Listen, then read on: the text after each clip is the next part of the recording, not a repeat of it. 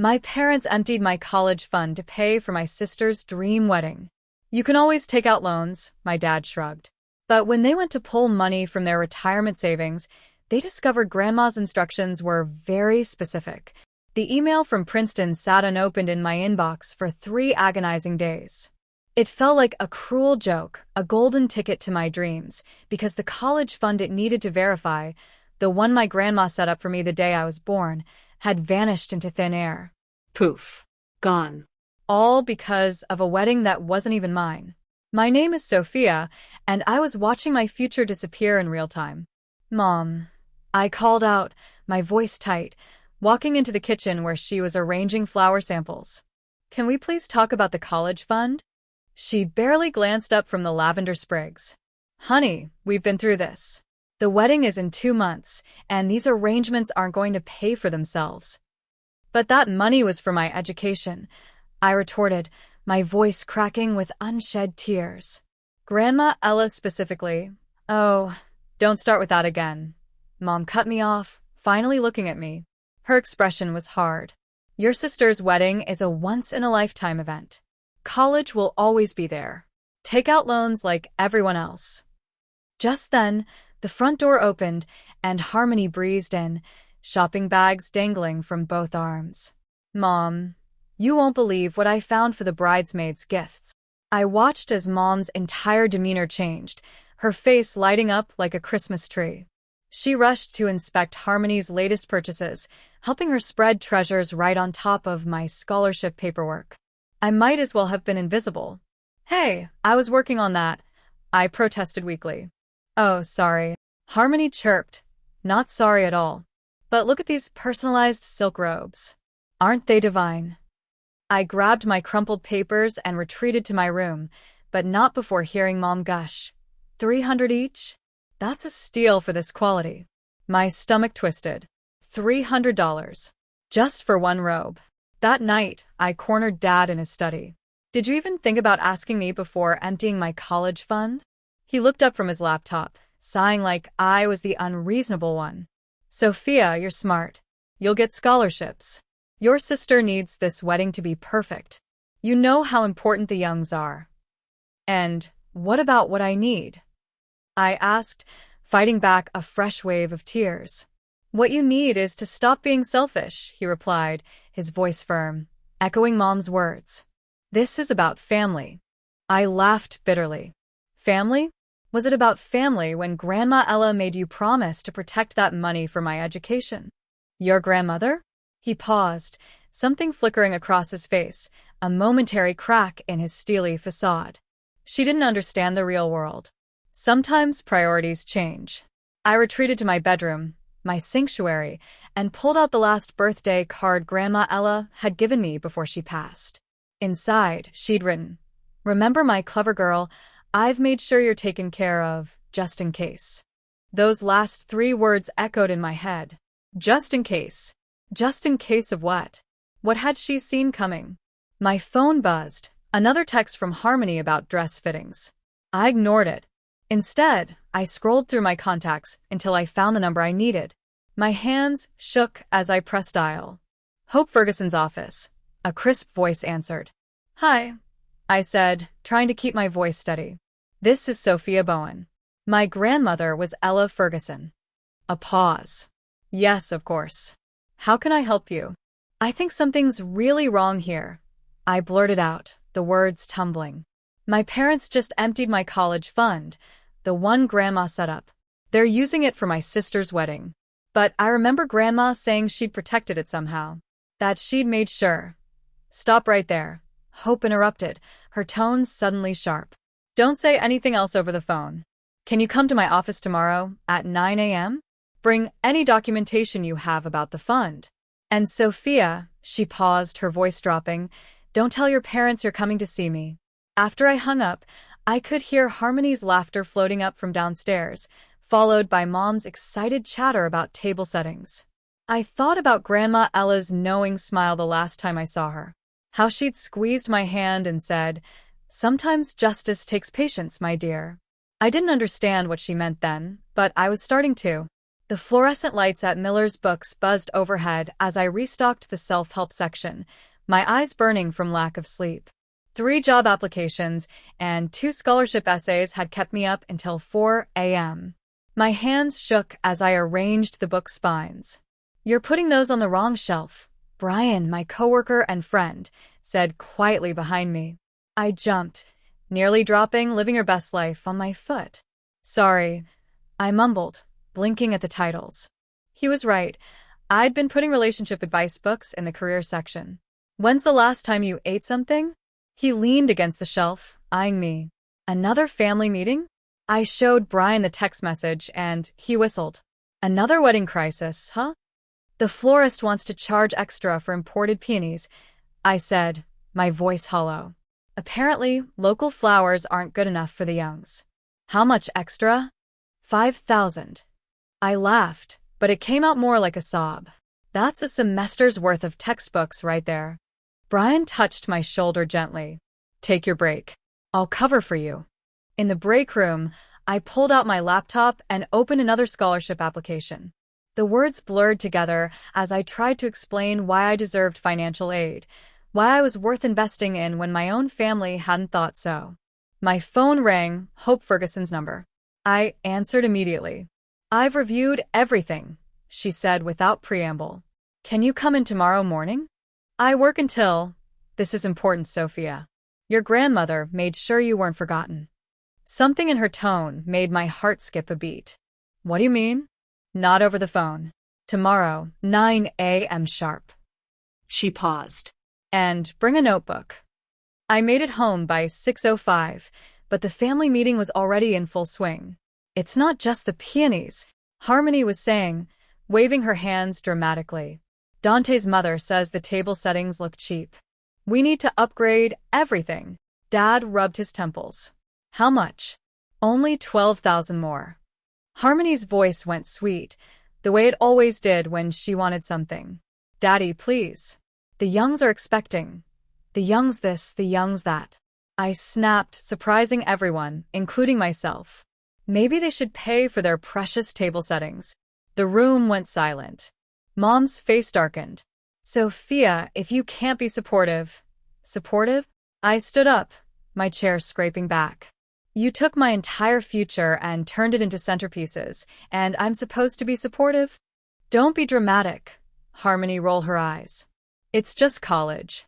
You can still go to community college or something." I stared at her, at this person who was supposed to be my sister, and felt something inside me break. "I got into Princeton." "What?"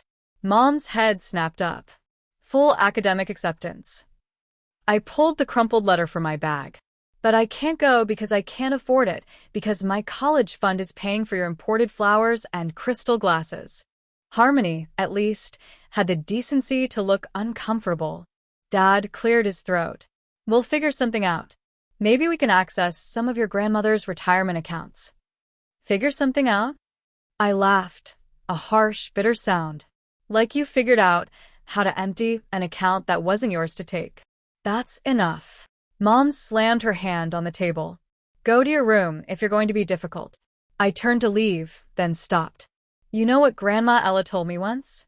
She said, "Sometimes the people who hurt you most are the ones who can't see past their own reflection."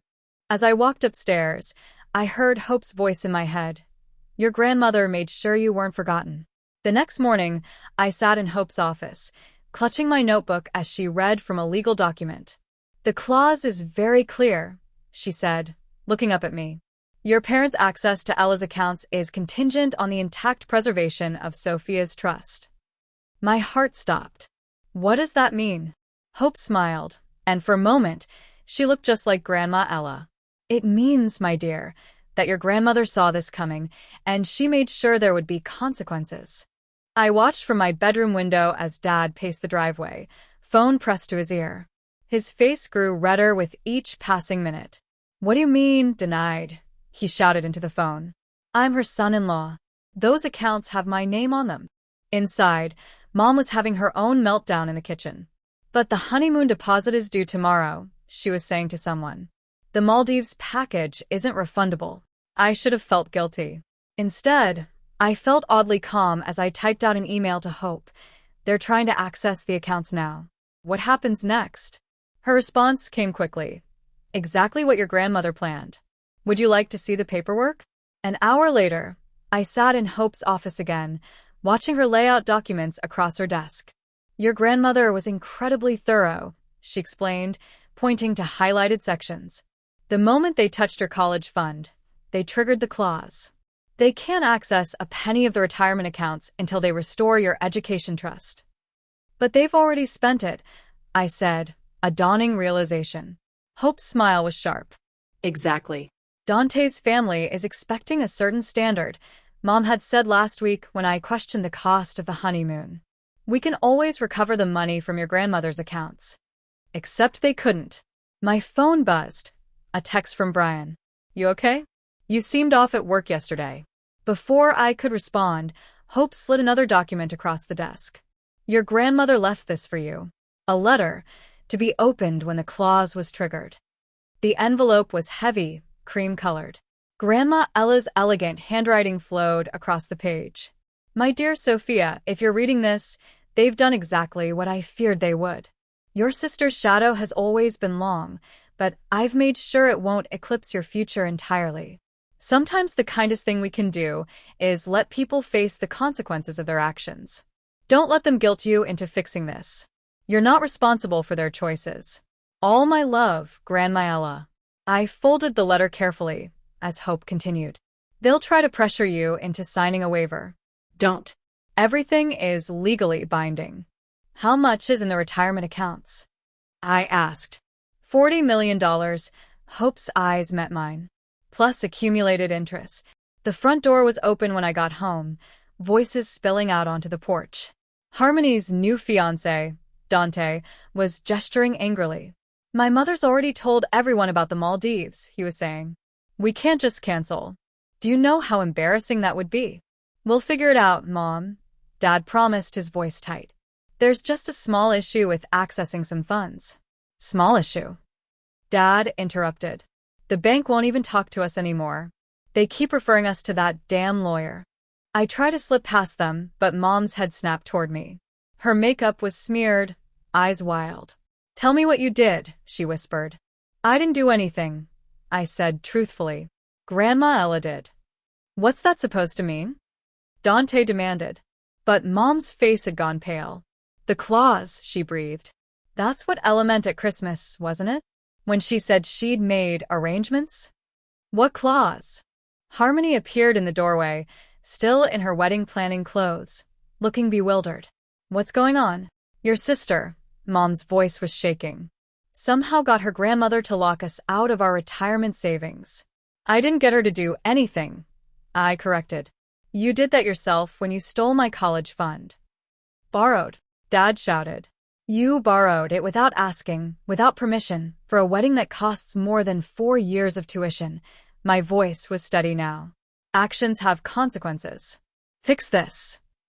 Harmony stepped toward me, her perfect features twisted in a snarl. Fix it right now. I can't, I said. And I wouldn't if I could. You selfish little. Mom started forward, but Dad caught her arm. We'll talk to Hope again, he said. There has to be a way around this. I walked past them, up the stairs, their voices following me. The Youngs will never understand. We can't cancel the honeymoon. How could she do this to us? In my room, I pulled out my phone and finally replied to Brian. No, I'm not okay, but I think I will be. Then I opened my laptop and started another scholarship application. Below me, I could hear Mom crying, Dad arguing, Harmony demanding. But for the first time in years, their drama felt distant. Like a storm I was watching from somewhere safe and dry. My phone lit up with a text from Hope. Your grandmother would be proud. I thought about the letter, about consequences and choices, about shadows that had grown too long, and I smiled. The church bells chimed as guests filed in, all designer dresses and air kisses. I sat in the back row, smoothing my simple blue dress, the only one I owned that was appropriate by Mom's standards. The Youngs are here, someone whispered excitedly, and heads turned as Dante's family made their entrance, dripping in jewelry and superiority. A hand touched my shoulder. Brian slid into the seat beside me, looking uncomfortable in his borrowed suit. "You didn't have to come alone," he said quietly. "I didn't want to explain why I'm sitting in the back of my own sister's wedding," I replied. The music started, and Harmony appeared in the doorway. She was radiant in her custom gown, floating down the aisle like she'd been born for this moment. Mom was crying in the front row, Dad beaming proudly beside her. "And now," the minister said, "we'll hear a few words from the family." I watched as various relatives stood to give their speeches. Mom's voice shook with emotion as she talked about her beautiful firstborn. Dad cleared his throat repeatedly during his toast about his little princess. "No one asked me to speak," I whispered to Brian. "Would you like to say something?" he asked. I shook my head. What could I say? Congratulations on the wedding that cost me my future? Best wishes on your marriage funded by theft. The reception was in full swing when Dad's phone rang. He stepped away from the head table, his face darkening as he listened. Even across the room, I could see his hands shaking as he ended the call. "Turner." Mom touched his arm. "What's wrong?" "The bank," he said hoarsely. "They've denied our appeal. The retirement accounts are still frozen." Mom's perfectly made-up face crumpled. "But the catering bill—" "Not here, Dad," he hissed, glancing at the nearby tables. But their whispered argument carried across the dance floor. "We're maxed out on every card. The house payment is due next week. What about the loan?" "Already denied." I sipped my water, watching Harmony and Dante twirl on the dance floor, oblivious to the financial hurricane brewing around them. "You could tell her," Brian suggested. "Tell her what?" "That while she's dancing at her dream wedding, our parents are facing bankruptcy? That her perfect day came at the cost of my education and their retirement." I set down my glass. She wouldn't believe me anyway. Later that night, as the party wound down, Mom cornered me by the bathrooms. Her eyes were glassy, either from champagne or tears. "This is all your fault," she slurred. "Your grandmother poisoned you against us." "No." I stepped back. "You did that all on your own. We gave you everything." "You gave Harmony everything," I corrected. "You gave me whatever was left over." "That's not true." But her voice wavered. "Really? Name one thing that was just for me. One time you chose me first." She opened her mouth, then closed it. "Exactly." I turned to leave. "Where are you going?" "Home. My shift starts at 8 tomorrow." "It's your sister's wedding." "And I've been here," I said. "In the back. Invisible. Just like always." I found Brian waiting by his car, ready to go. I looked back at the venue, at the twinkling lights and flowing champagne, at the dream wedding that had become my nightmare. You know what's funny? They keep saying Grandma turned me against them. But she didn't. She just gave me the power to stop letting them hurt me. "Are you okay?" Brian asked as we pulled away. I thought about the scholarship applications waiting on my desk, about the part-time job I'd picked up at the library, about the future I was rebuilding piece by piece. "I will be." My phone buzzed, a text from Harmony. "Where did you go?" "Mom's crying in the bathroom." I turned off my phone. When we got home, the house was dark and quiet. I kicked off my shoes and headed upstairs, but stopped at the sight of something on my bed. It was my baby album, the one Mom kept in her closet. A note was stuck to the cover. "Your grandmother poisoned us against you." I opened it. Every photo had been removed except one. Me at my high school graduation, standing alone, while in the background, my family clustered around Harmony. The message was clear. This was war. But as I tucked the album away, I realized something. They thought Grandma Ella had given me a weapon. But what she'd really given me was armor, protection against the guilt and manipulation that had controlled me for so long. And I was finally ready to use it. The sounds of another argument echoed through the house as I tried to focus on my laptop screen. 3 weeks after the wedding, and things were unraveling fast. "What do you mean you can't pay the credit card?" Mom's voice carried up the stairs. "We have to pay something," Dad shouted back. "With what money, Rachel? The accounts are frozen, the cards are maxed, and your daughter and her husband are living in our guest room, eating us out of house and home." I clicked submit on my application for the library leadership grant Brian had told me about. The position came with tuition assistance and flexible hours, exactly what I needed. My door burst open. Mom stood there, mascara streaked down her face. You have to help us. No. We're your parents. Parents don't steal from their children, I said, closing my laptop. We didn't steal, she started, but was interrupted by Harmony's voice from downstairs. Mom. Dante's parents are coming for dinner tomorrow. We need to get groceries. Mom's face crumpled. We can't afford. But they're expecting us to host. Harmony appeared behind Mom, still in her silk pajamas at 2 p.m. Daddy, can't you just call Hope again? I tried. Dad emerged from his study, looking older than I'd ever seen him. She says the clause is ironclad. Unless we can restore Sophia's college fund, then make her sign something. Make her fix this. Harmony pointed at me. I can't fix your problems, I said, standing up. And I won't try. My phone buzzed, an email from the library. I opened it, my heart racing. What's that? Mom asked, trying to peek at my screen. I got the grant, I said, my voice steady. Full tuition coverage for my degree, plus a paid position at the university library. The silence was deafening. Congratulations, Dad finally said, but his tone was hollow. Harmony snorted. Great. While we're drowning in debt, you're getting free money. It's not free, I snapped. I worked for this. I earned it. While you were planning your perfect wedding, I was writing applications and working double shifts. Girls, Mom started, but was cut off by the doorbell. Dad went downstairs to answer it. A moment later, his voice carried up. Hope, what are you doing here? I hurried downstairs to find Hope standing in our foyer, elegant as always in her charcoal suit. I came to deliver this in person. She held out an envelope to Dad. The final ruling from the bank's legal department. Dad's hand shook as he read the letter. This is impossible. The terms are quite clear, Hope said. The misuse of Sophia's educational trust has permanently restricted access to Ella's retirement accounts. There is no appeal process. But that's our money, Mom cried. No, Hope's voice was steel. It was Ella's money, left with specific conditions. Conditions you violated. We're her parents. Dad tried again. We had the right. You had an obligation, Hope corrected, to protect your daughter's future.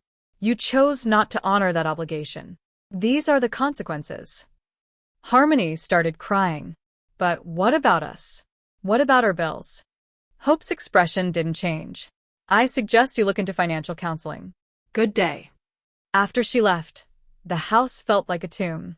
Dad disappeared into his study. Mom sat at the kitchen table, staring at nothing. Harmony retreated to the guest room, slamming the door. My phone buzzed again, a text from Brian. Got the grant? Yes, I typed back, and something else too. Freedom. That evening, as I was leaving for my shift at the bookstore, I overheard Dante on the phone in the garden. Mother, please. Yes, I know the wedding was expensive.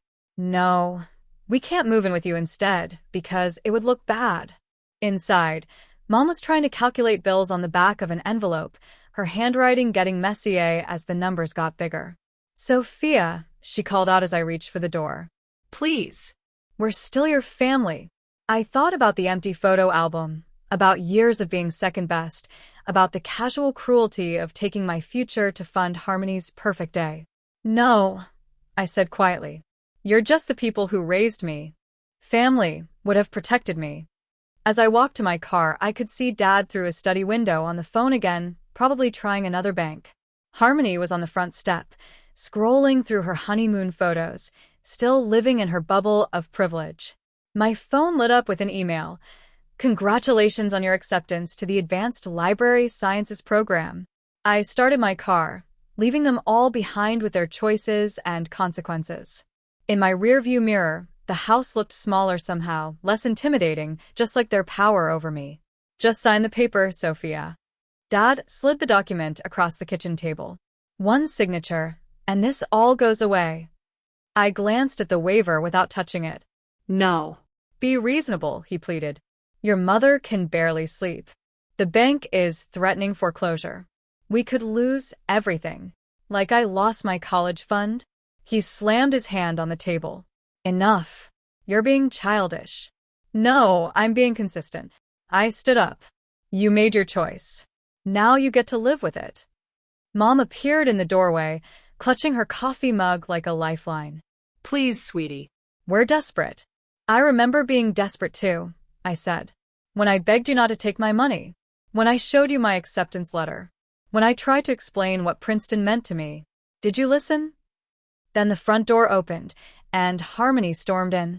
The country club canceled our membership. Do you know how humiliating that was? Dante's mother was there. We can't afford the dues anymore, Dad muttered. This is all your fault. Harmony whirled on me. Just sign this stupid waiver. Or what? I asked. You'll take something else from me? Her face twisted. Grandma Ella would be ashamed of you. The laugh that escaped me was bitter. Really? Because she's the one who set this up. She saw exactly who you all were and made sure you couldn't hurt me forever. We never hurt you, Mom cried. Tell me something, I said, pulling out my phone. Remember this email? The one where I told you I got into Princeton? Want to know what you replied? I read aloud. That's nice, honey. But we need you to help with Harmony's wedding favors this weekend. Mom paled. I was busy. You were always busy when it came to me. I turned to Harmony. And you, when I told you about Princeton, you said, and I quote, "Why would you want to go so far away? You're just trying to make everything about you again." I didn't mean, yes you did. I picked up the waiver and ripped it in half. You all meant everything you did. Every time you chose her over me. Every time you dismissed my dreams. Every time you took what was mine and gave it to her. Grandma's money was meant for all of us. Dad protested. Really? Let's call Hope then. Let's ask her exactly what Grandma meant. His silence was telling. Harmony stepped closer, her voice dropping to a whisper. What do you want? An apology? Fine, I'm sorry. Now fix this. An apology. I stared at her. You think sorry makes up for 18 years of being treated like I didn't matter? For watching my future get spent on your designer wedding dress? You always make life harder for everyone, she hissed. And then her hands shot out, slapping me across the face. The room froze. My cheeks stung, but I didn't flinch. Thank you, I said quietly. For what? She spat. For proving Grandma right. I touched my cheek. She told me once that people show you who they really are when they can't control you anymore. Mom started crying. Dad looked away. Harmony stood there, her hands still raised, as if shocked by her own action. I'm leaving, I announced. I have work. And then a meeting about my grant. You know, the one none of you congratulated me for. Sophia, please. Mom reached for me. We're still your parents. No, I said, stepping back. You're just people who had kids and loved one more than the other. That's not parenting. That's favoritism. I grabbed my keys and bag. Behind me, I could hear Harmony starting to cry, Mom trying to comfort her, of course, and Dad making another frustrated phone call. Grandma Ella's voice echoed in my memory. Don't let them rush you into playing small. My phone buzzed. A text from Brian. Still on for coffee after your shift? Yes, I typed back. I need to tell you about what just happened. Everything okay? I touched my cheek again, feeling not pain, but clarity. Better than okay. I'm finally free. As I drove away, I could see them all in the window. Mom holding Harmony, Dad pacing, their perfect family picture cracking under the weight of consequences. They tried to make me feel guilty for letting them face the results of their choices. They tried to manipulate me into fixing their mistakes. They'd even tried violence. But Grandma Ella had given me more than just legal protection. She had given me the strength to stand firm, to let karma do its work, to watch them reap what they'd sown. And I wasn't going to waste that gift. Did you hear about Turner and Rachel? I overheard Aunt Linda whisper at the family reunion. They're selling the house, moving into a rental, and Harmony. Uncle Pete leaned in. Living with Dante's parents now. The marriage is already rocky. I kept arranging cookies on the buffet table, pretending not to hear. 3 months had passed since the slap, since I'd walked away from their manipulation. Sophia. Aunt Linda noticed me. We were just, "How are you, dear?" "Great, actually," I smiled. "The library program is going well. I start graduate courses next month on scholarship." "Unlike some people," Uncle Pete added pointedly, "you earned your way." The family had split into camps, those who admired my stand against injustice and those who thought I'd destroyed the family. The divide grew deeper when Dad's desperate lawsuit against Hope failed spectacularly. My phone buzzed. A text from Brian. "Court documents just got posted online. Want me to send them?" "No need," I replied. "I'm done keeping score." Aunt Linda touched my arm. "Your grandmother would be so proud. She ruined us." Mom's voice cut through the chatter. She stood in the doorway, swaying slightly. The drinking had started after they lost the house. My own mother chose her over all of us. "Rachel," Uncle Pete warned, "this isn't the time." "When is the time?" She stumbled forward.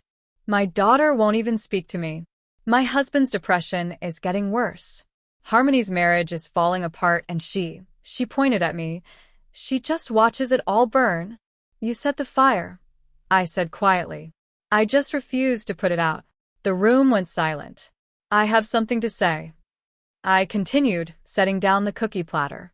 "I wrote it all down, actually. Sent it to Harmony this morning."